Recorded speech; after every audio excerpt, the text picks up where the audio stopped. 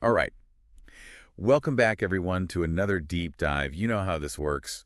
We take a topic and just go deep, deep, deep. And today, well, let's just say we're heading to South Africa, the KwaZulu-Natal region, to be exact.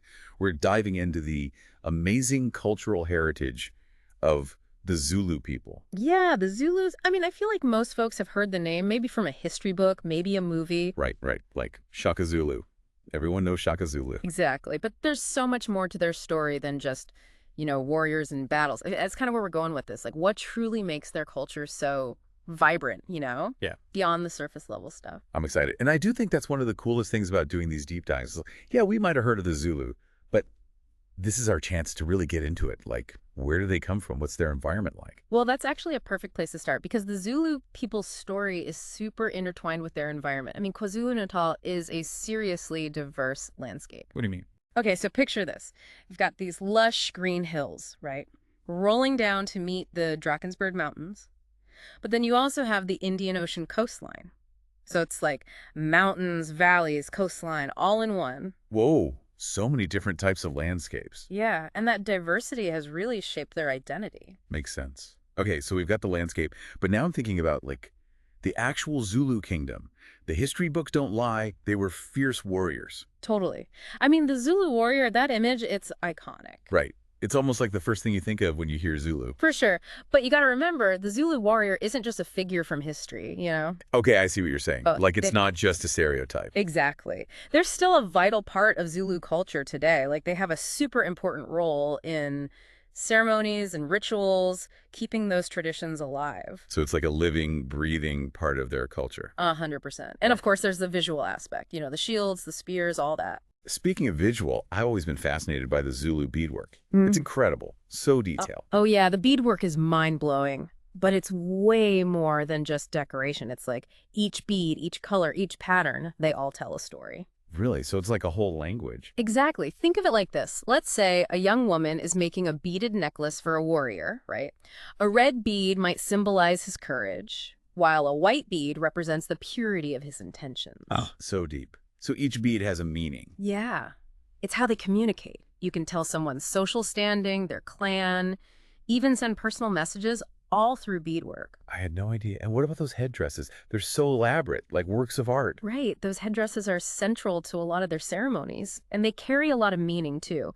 Like, imagine a Zulu king, all decked out in his finest attire. He's got this massive headdress reaching high up. He's leading his people in a dance. It's a symbol of leadership. So powerful. It really is. And think about the history, the responsibility that headdress represents. It's like the weight of the past and the future all resting on his head. Wow. And I bet the clothing worn during these ceremonies is just as impressive. Oh, you better believe it. They're not messing around. They use animal skins, feathers, you name it. And of course, tons of beadwork all woven together. I can only imagine the colors. Yeah, it's a total feast for the eyes. Mhm. And every single element has a meaning.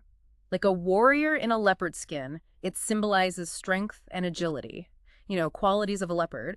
And then the beads tell even more of his story. So it's all about expressing their identity and their pride. Exactly.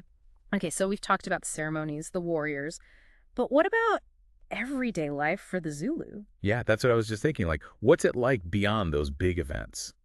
Well, one thing that's super important is community. I mean, the Zulu people live in these homesteads called kraals. Yeah, so imagine a bunch of huts all arranged in a circle, kind of like a protective embrace.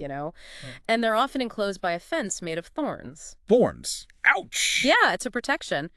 But the whole layout, the circle, it represents their strong communal bond. It sounds like a very close-knit way of living. It really is. And within those kraals, they have amazing ways of keeping their history and traditions alive, like storytelling. It's huge. Ah, love a good story. Yeah. But it's not just for fun. These stories are how they pass down their history, their values, like it's their version of a history book. Wow, I never thought about it that way. Picture this. A family gathered around a fire, and the grandmother is telling the story of Shaka Zulu. Like, imagine the kids listening, wide-eyed, learning about their past, about what it means to be Zulu. That's incredible. I mean, to have that kind of Right. direct connection to their ancestors. It's amazing. And, we can't forget about Zulu dance. Oh, right. I've seen some videos. Yeah. Super high energy. Oh, yeah. It's not just moving your body. It's a way of expressing emotions, strengthening those community bonds we were talking about. Some dances celebrate happy occasions, others are more serious, commemorating important Have a events. ritual. Yeah. Or even preparing warriors for battle. But regardless, imagine the scene. Rhythmic stomping, those vibrant costumes we talked about, chanting.